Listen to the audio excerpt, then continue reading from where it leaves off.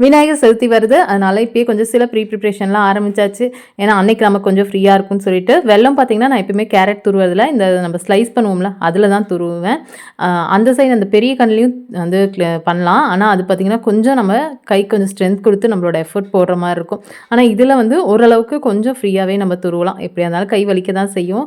வேற வழி இல்ல. இதெல்லாம் செஞ்சு வச்சுக்கிட்டோம்னா கொஞ்சம் பரவால்ல. ஏன்னா, இடிச்சு நம்ம ஸ்டோர் பண்ணும்போது என்ன ஆகுதுன்னா, லைட்டா தண்ணி விடுற மாரி இருக்குது. அதே இந்த மாரி துருவி வச்சோம்னா, அப்படியே இருக்குது. ஸோ, அதனால நான் இப்படி தான் பண்றது. அதே மாரி தேங்காவும் துருவி ஸ்டோர் பண்ணி வச்சுருவேன். இதெல்லாம் என் வீட்டுக்காரரோட வேலை. இந்த டைம் தப்பிச்சுட்டாப்படி. ஸோ, நான் இந்த டைம் மாட்டிக்கிட்டேன். அதே மாரி ஏலக்காய் தூளும் அரைச்சு வச்சுக்கிட்டா நல்லது. ஏலக்காய் ஃபர்ஸ்ட்டு ஒரு ஓட்டு ஓட்டிட்டு 1 1/2 ஸ்பூன் சுகர் சேர்த்து அரைச்சா நல்லா நைஸா அரைப்பட்டுரும். இன்னைக்கு எல்லாரும் ஸ்கூலுக்கு கிளம்புனதுக்கு அப்புறமேட்டு இந்த வேலைய தான் வந்து பண்ணிட்டு இருந்தேன். ஸோ, டிமார்ட் போனீங்கன்னா, கிச்சனுக்கு சூப்பரான ஒரு ப்ராடக்ட் அப்படின்னா, இந்த கிளாஸ் கண்டெய்னர்.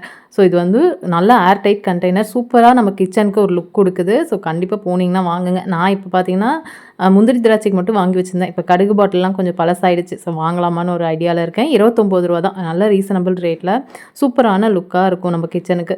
ஸோ, உளுந்து அதுக்கப்புறமேட்டு பொட்டுக்கடலைலாம் கொஞ்சம் வாங்கிட்டு வந்திருந்தேன். ஸோ, அதெல்லாம் எடுத்து வச்சுட்டு ஓரளவுக்கு எல்லா வேலையுமே முடிச்சாச்சு. ஸோ, நெக்ஸ்ட் மினி விளாக்ல பார்க்கலாம்.